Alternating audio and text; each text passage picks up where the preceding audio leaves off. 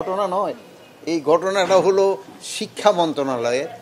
এখানে ঢাকা ইউনিভার্সিটির ছাত্রদের সাথে 7 কলেজের ছাত্রদের যে একটা মানে হয়েছে, বাকবিতণ্ডা যেটা হয়েছে, এটা শিক্ষা মন্ত্রণালয়ের সাবজেক্ট।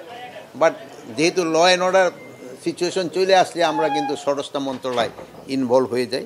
তো বাট একটা ছোটোখাটো একটা ঘটনা নিয়েই কিন্তু এই ঘটনাটা সূত্রপাত। তা আমার মনে হয় এটা আলোচনার মাধ্যমে এইটা সমস্যাটা সমাধান হয়ে যেতে পারে। আর এই ক্ষেত্রে সবারই আমাদের একটু ধৈর্য ধরতে হবে, এবং যদি আমরা অধৈর্য হয়ে যাই তো কিন্তু কোনো কিছুরই কিন্তু সমস্যার সমাধান হবে না। সবাই একটু ধৈর্যের সাথে আমাদের এইগুলি মোকাবেলা করতে হবে। এই ক্ষেত্রে আমরা আইনশৃঙ্খলা বাহিনীরও বলছি, আমরা আপনাদেরও আইনশৃঙ্খলা বাহিনীকে বলতে তারা ধৈর্যের ধারে সাথে জিনিসটা মোকাবেলা করার জন্য, এবং আমাদের ছাত্র ভাইদেরও আমরা অনুরোধ করব প্রত্যেকটা জিনিস একটু ধৈর্যের সাথে এবং আলোচনার মাধ্যমে যেন সমস্যাটা সমাধান হয়, ওই দিকে যেতে হবে।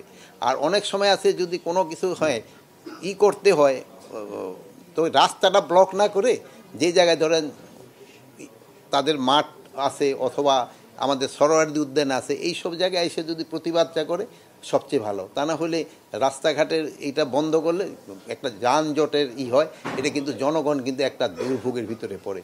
অনেক সময় আছে যে ভালো পেশেন্ট যাচ্ছে, সে যেতে পারতেছে না, এটা আপনারা নিজেরও তো রিয়েলাইজ করেন। এই শাহবাগ মোড়ে হলে যেখানে দেখে 2টা বড় হসপিটাল, পেশেন্টরাই কিন্তু সবচেয়ে সাফার করে সবচেয়ে বেশি। এইগুলি ক্ষেত্রে আপনারা একটু বলবেন।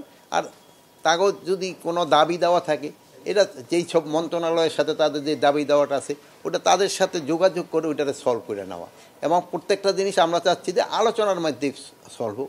এখন কতগুলি দাবি আছে, তাদের যৌক্তিক দাবি থাকতে পারে বা যেটাই থাকে, আলোচনার মাধ্যমে এই যৌক্তিক দাবি বা যেই দাবি থাকুক না কেন সলভ হবে।